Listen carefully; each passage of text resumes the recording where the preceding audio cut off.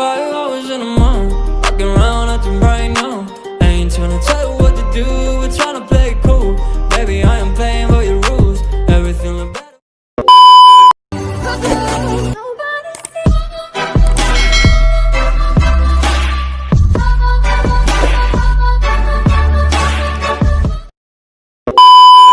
Assalamualaikum warahmatullahi wabarakatuh. Perkenalkan, nama saya Afif Risanto, saya dari jurusan agroteknologi. Baik, dalam kesempatan kali ini saya ditemani oleh teman saya yang bernama Sri Landaima, dan kami di sini menjelaskan materi tentang listrik. Dan pada kesempatan kali ini saya sebagai moderator dan teman saya sebagai pemateri. Assalamualaikum warahmatullahi wabarakatuh.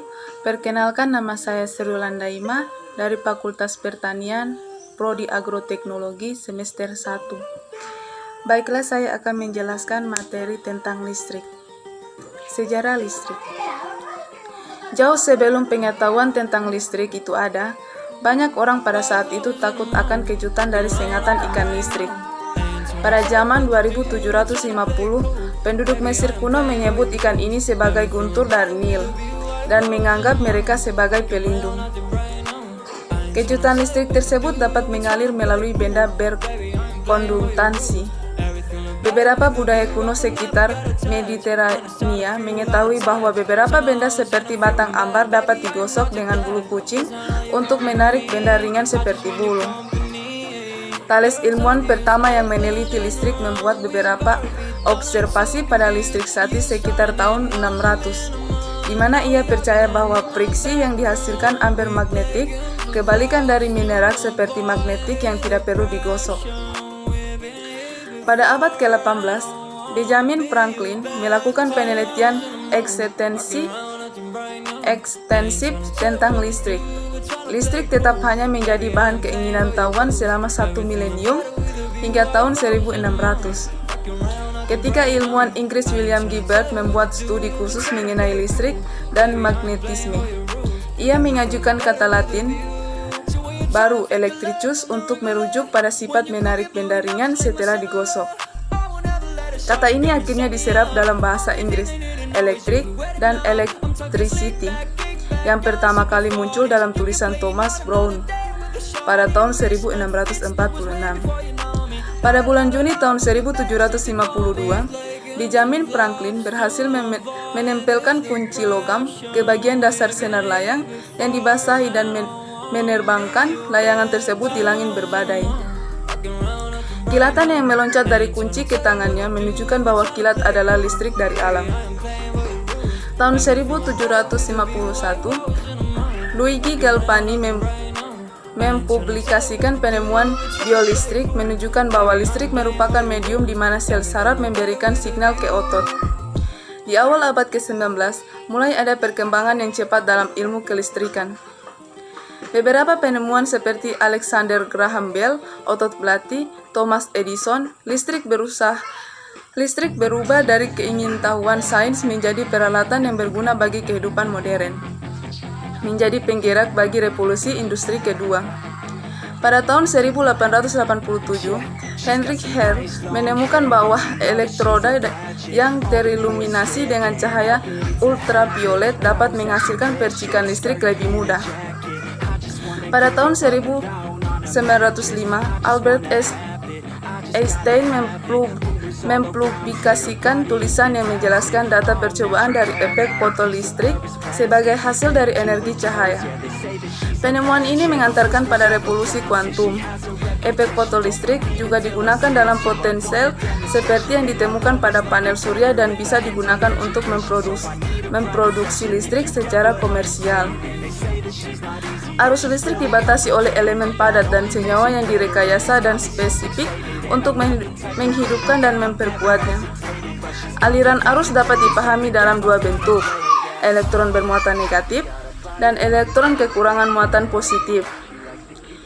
Muatan dan lubang dapat dipahami pada fisika kuantum.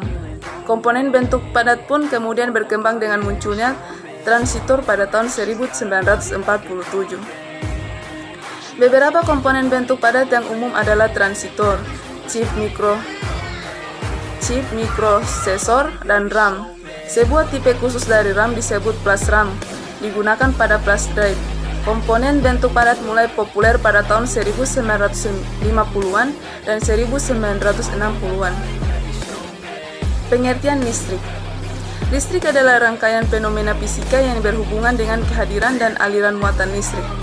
Listrik menimbulkan berbagai macam efek yang telah umum diketahui seperti petir, listrik statis, induksi elektromagnetik, dan arus listrik. Listrik juga bisa menimbulkan dan menerima radiasi elektromagnetik seperti gelombang radio. Dalam listrik, muatan menghasilkan medan elektromagnetik. Listrik muncul akibat adanya beberapa tipe fisika. Yang pertama, muatan listrik, yaitu substansi yang bermuatan listrik menghasilkan dan dipengaruhi oleh medan elektromagnetik. Yang kedua, medan listrik, yaitu medan listrik menghasilkan gaya kemuatan lainnya. Yang ketiga, potensial listrik, yaitu kapasitas medan listrik untuk melakukan kerja pada sebuah muatan listrik diukur dalam volt. Yang keempat, arus listrik, yaitu perpindahan atau aliran partikel bermuatan listrik, biasanya diukur dalam ampere. Yang kelima, elektromagnet, yaitu muatan berpindah menghasilkan medan magnet. Arus listrik menghasilkan medan magnet dan perubahan medan magnet menghasilkan arus listrik. Pada teknik elektrolistrik digunakan untuk yang pertama, tenaga listrik digunakan untuk menghidupkan peralatan. Yang kedua, elektronik, yaitu berhubungan dengan sirkuit yang melibatkan komponen listrik aktif seperti tabung vakum, transistor, dioda, dan sirkuit terintegrasi. Listrik sebagai energi dapat dibangkitkan dari energi yang lain. Energi mekanik, energi kimia, dan energi panas dapat membangkitkan energi listrik. Listrik dapat mengalir melalui bahan penghantar, tetapi tidak semua bahan dalam mengalirkan listrik. Bahan yang memiliki elektron bebas di dalamnya seperti logam dapat menghasilkan listrik, tetapi kayu yang tidak memiliki elektron bebas tidak dapat mengalirkan. Karena listrik merupakan bentuk energi yang amat luas penggunaannya, maka perlu sekali dipahami sifat-sifatnya. Dalam satu bentuk tenaga, maka secara terpisah terdapat muatan positif dan negatif.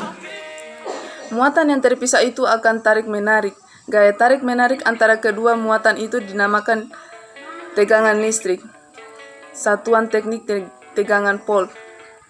Tegangan listrik itu bergantung pada tekanan elektron bebas yang diakibatkan oleh gerakan elektron tersebut. Tegangan listrik itu terjadi apabila antara pasangan elektron yang rapat dan kurang rapat, antara tempat yang mempunyai kerapatan elektron yang tinggi dan rendah, antara tempat yang kekurangan elektron dan yang kelebihan elektron. Besarnya pengaruh listrik pada jaringan tubuh tersebut tergantung dari besarnya tegangan, kuatnya arus, besarnya tahanan, lamanya kontak, dan luasnya daerah terkena kontak. Rumus fisika yang berkaitan dengan fotosiologi trauma listrik, contohnya hukum OHM yang berbunyi perbedaan potensial antara ujung konduktor berbanding lurus dengan arus yang dilewati dan berbanding terbalik dengan tahanan konduktor. Jenis listrik. Berdasarkan ilmu fisika, listrik dibedakan menjadi dua jenis. Yang pertama, listrik statis, yaitu merupakan energi listrik yang terkandung dalam benda yang memiliki muatan listrik. Yang kedua, listrik dinamis, yaitu merupakan energi listrik yang dapat bergerak. Umumnya listrik dinamis menggunakan media baterai yang dihubungkan dengan rangkaian elektroda tertentu sehingga membuat benda tersebut dapat bergerak. Penjabaran.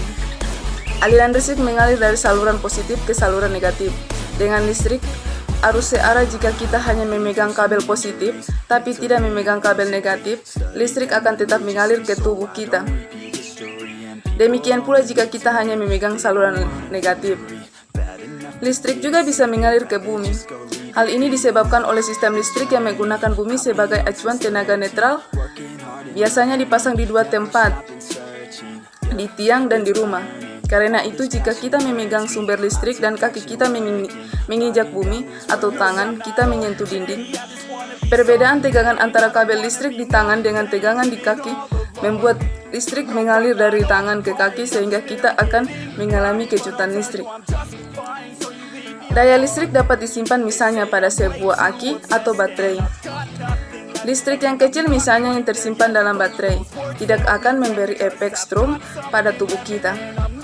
Pada aki mobil yang besar biasanya ada sedikit efek strom, meskipun tidak terlalu besar dan berbahaya. Listrik mengalir dari kutub positif ke kutub negatif. Sistem listrik dalam rumah kita jika menggunakan sistem listrik satu pas biasanya berdiri dari 3 kabel. Yaitu yang pertama itu kabel pas yang merupakan sumber listrik bolak-balik. Kabel ini adalah kabel yang membawa tegangan dari PLN, biasanya berwarna merah, hitam, dan kuning. Yang kedua kabel netral. Pada dasarnya kabel ini adalah acuan tegangan nol yang disambungkan ke tanah di pembangkitan listrik. Yang ketiga kabel tanah. Kabel ini adalah acuan nol di lokasi pemakaian yang disambungkan ke tanah di rumah pemakai. Kabel ini benar-benar berasal dari logam yang ditanam di tanah rumah.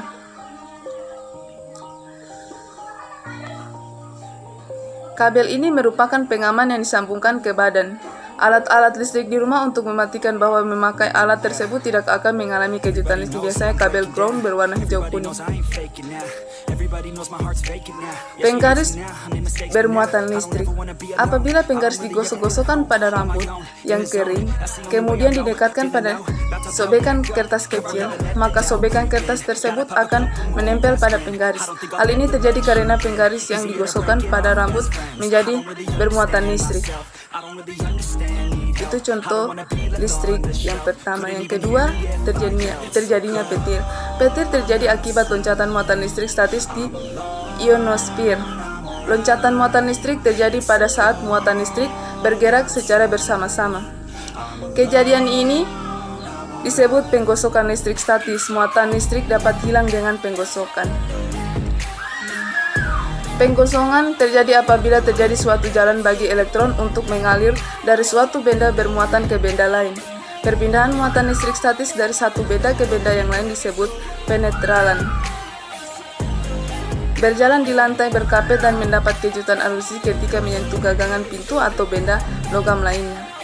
Mainan mobil remote yang dapat bergerak karena adanya baterai. Energi pada batu baterai dapat digunakan untuk menggerakkan motor listrik.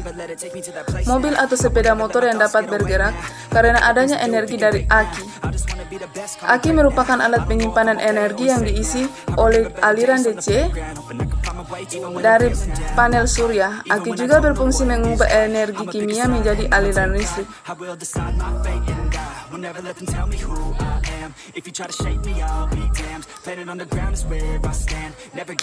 Contoh penerapan dalam dunia nyata. Banyak sekali contoh-contoh yang sering kita jumpai di kehidupan sehari-hari mengenai listrik. Misalnya, setrika baju, mencuci pakaian dengan mesin cuci, menyalakan pompa air, memasak nasi dengan rice cooker, dan mesin blender, dan lain-lain. Baiklah, itulah materi tentang listrik. Lebih dan kurangnya saya mohon maaf. Wabillahi taufiq wal hidayah. Wassalamualaikum warahmatullahi wabarakatuh.